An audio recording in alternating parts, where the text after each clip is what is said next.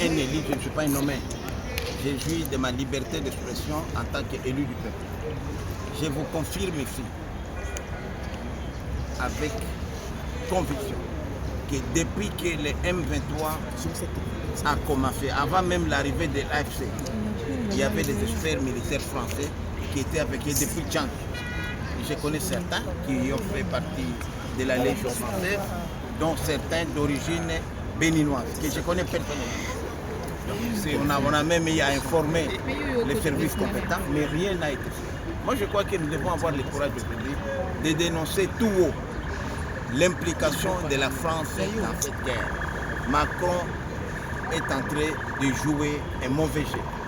C'est vrai que le peuple français nous accompagne, mais l'administration française sous Macron n'est pas avec nous. Pour des intérêts personnels, notamment avec Kagame, qui a fourni des troupes au Mozambique pour sécuriser leurs intérêts, notamment en Centrafrique, les Français, l'administration française n'est pas avec nous. Et c'est inadmissible. Je confirme ici que nous, les Ouazalendo, nous avons capturé les militaires français. Au moment où nous parlons, et maintenant ici, pas plus tard qu'avant-hier, on a capturé encore un autre, un Français d'origine béninoise, à Kipupu. Kipupu, c'est le chef-lieu de Mwenga, où ils voulaient reprendre Mwenga pour sortir par Maniema, parce qu'à partir de Mwenga, on peut atteindre de Mwenga. Et plus grave encore, ils sont en train d'instrumentaliser certains groupes armés, notamment les groupes armés du général Mayaya,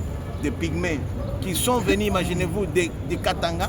Ils sont aujourd'hui en train de se battre à Kabambare pour se frayer un chemin, venir se battre au Haut-Plateau. Vous vous rendez compte déjà que, et ça c'est Kabila. C'est Kabila qui avait monté déjà ces Pygmées. Vous savez l'histoire des Pygmées Maïmaï de Katanga. Donc l'affaire est sérieuse. Ce que nous déplorons, c'est qu'ici à Kinshasa, le M23 AFC est déjà ici, à travers l'opposition. Tout ce que l'opposition fait aujourd'hui, c'est la sous-traitance. Ils ont conclu un accord avec Kagame, avec évidemment certains évêques catholiques, dont Ambongo en tête, pour déstabiliser les institutions. Le fait que nous serons ici en train de perdre le temps pour essayer d'étouffer certaines marches, de sécuriser la ville, et ils sont en train de nous déranger du côté de l'Est. C'est pourquoi vous avez vu que les combats ont repris sur tous les fronts pratiquement. Donc nous croyons que sincèrement que le gouvernement de la République devrait être un gouvernement qui s'assume. Nous devons sanctionner tous ceux qui commettent des infractions. Ce n'est pas possible. J'ai suivi la prêche les jours du 30 juin du cardinal Ambongo.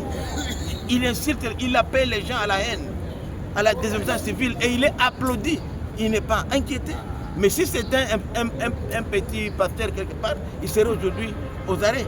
C'est pourquoi nous nous demandons aussi, nous sommes des lieux secrets, mais nous sommes très gênés de voir que notre gouvernement, surtout la justice, ne fait pas son travail. Moi, je suis député, je ne peux pas me permettre n'importe quoi.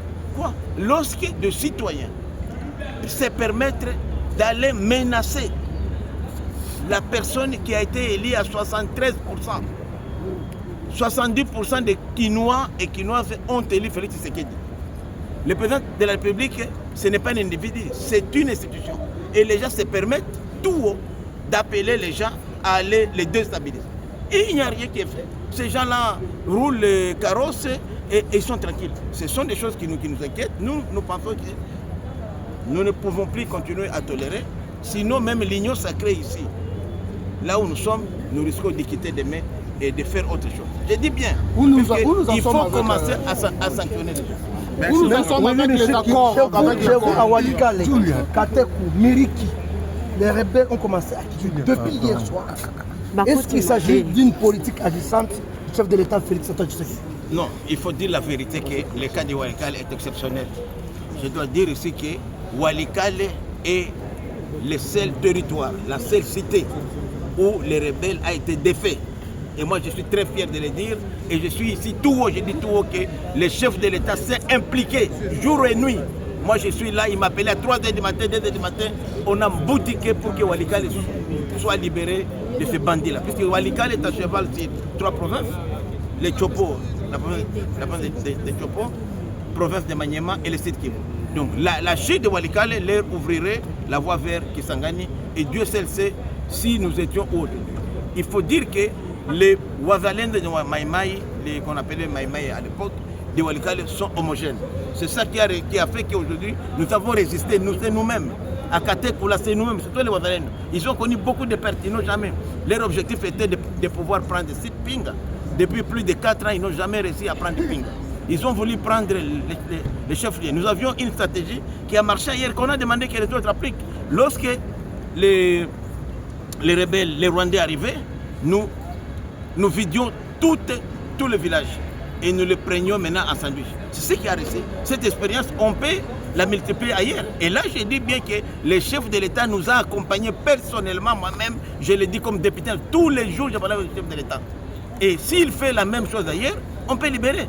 Moi, je suis convaincu qu'avec les faiblesses que nous connaissons aujourd'hui, des trahisons notamment dans l'armée, il faut le dire plus clairement, il n'y a que les Wazalendo et la population congolaise qui pourraient libérer ce pays.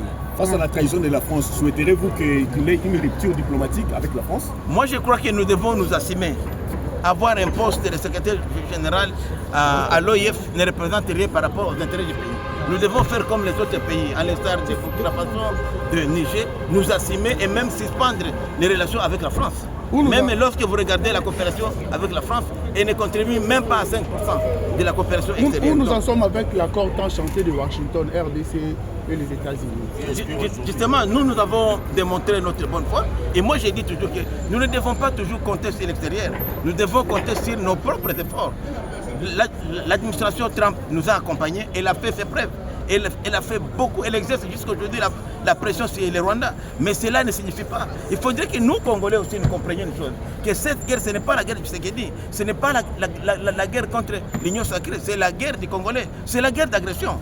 Et lorsqu'il y a des Congolais qui ne comprennent pas aujourd'hui, comme les Fayoulou, on lui promet la primature, il peut vendre tout, puisque Tshisekedi a refusé de lui donner la primature, il faut tout casser. Non. Comme les Matata qui étaient ici avec nous, Matata. Demain, il vient là, il a sauvé le Congo.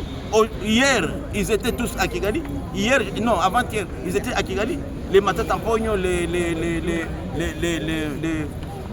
les Katumbi. Pour faire quoi? Pour planifier des coups ici. Ils ont des intérêts ici.